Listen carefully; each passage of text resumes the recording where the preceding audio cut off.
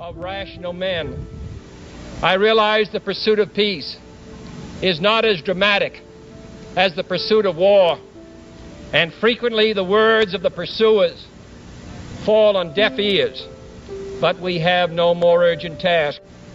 Our problems are man-made, therefore they can be solved by man, and man can be as big as he wants. But why war? The question seems almost naive, like something a child might ask.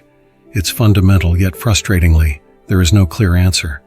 We could also ask, why suffering? Why conflict? And why violence? These are big, difficult questions that seem to have no simple answers. Is philosophy just about asking impossible questions? Think back to when you were a child. Children ask big questions, essential questions, with a sense of wonder and seriousness. But as we grow up, we stop asking these questions. We get busy and distracted, or maybe we're afraid of the answers. Philosophy, however, keeps these questions alive. It tries to answer them with the same wonder and seriousness children have. In 1932, Albert Einstein asked one of these big questions to Sigmund Freud. He asked, why war? Their letters were published in 1933 by the International Institute of Intellectual Cooperation. These letters were part of a series where great thinkers shared their ideas on important issues, especially the threat of war. Einstein began by talking about the relationship between might and right. He wondered if human aggression, often manifesting as violence, could be used for good instead of harm. Freud replied by looking deep into human nature to explain why we act the way we do and how we might stop the conflicts tearing us apart. Freud started with a key idea, the relationship between might and right. He preferred to use the word violence instead of might, because it better captures the harsh reality. According to Freud, in both the animal kingdom and human societies, conflicts have traditionally been resolved through violence. This is a fundamental aspect of our nature. He explained that in early human communities, brute force decided who owned what and whose will would prevail. Over time, weapons made intellect more important than sheer physical strength. Despite this shift, the core objective remained the same: to compel the opponent to submit, often through injury or fatal consequences. I want you to take a moment and think about your ideal community. What does your ideal community look like? What does community mean to you? As societies evolved, they began to move from violence to law. The strength of one could be countered by the union of many.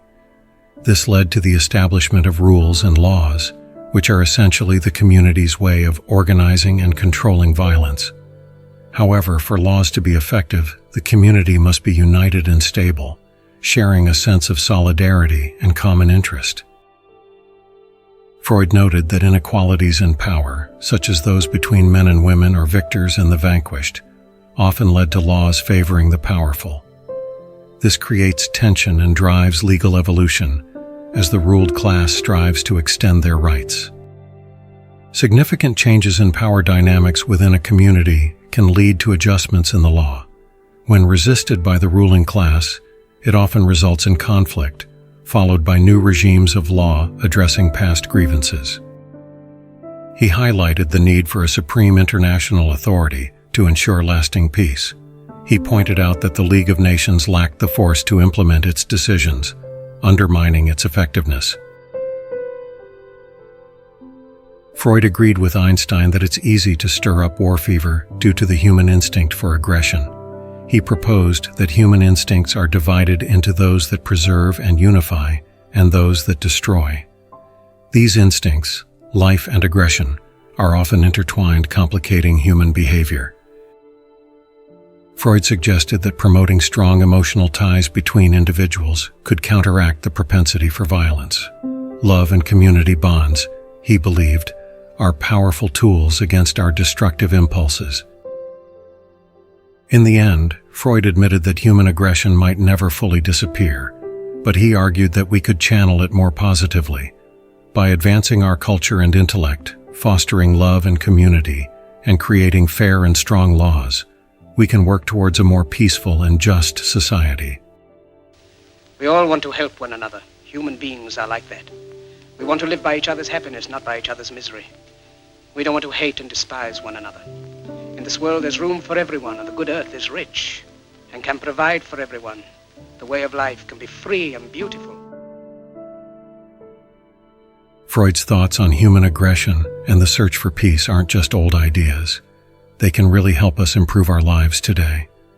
By understanding why we sometimes feel aggressive, we can learn to manage these feelings and build better relationships. Freud believed that strong emotional connections are key to countering our destructive urges. In our everyday lives, this means forming deeper bonds with others. Building strong, loving relationships can help us deal with anger and hostility. It's about having a support network that encourages positive interactions and mutual understanding. In furtherance of our outreach goals, I asked my staff to identify some inmates that they thought had enough artistic talent to try and beautify our gym here. Freud also suggested that we can redirect our aggressive energies into creative and intellectual pursuits. Doing things like engaging in art, learning new skills, or getting involved in community activities can be great outlets for our energy. These activities not only make our lives richer, but also help us turn negative emotions into positive actions. If we're not going to do it, who's going to do it? Lastly, Freud talked about the importance of laws and social structures in maintaining peace. This idea can be applied to our personal development too. Setting clear personal boundaries and following our own values can help us handle conflicts better. It's about creating a personal framework that guides how we act and interact with others. By applying these insights to our daily lives, we can become more balanced and peaceful individuals. Freud's letter to Einstein, while addressing big global issues, also gives us valuable guidance for personal growth and self-improvement. Thank you for watching. If you're interested in more, please like, share, and subscribe. Let's explore the world of philosophy together.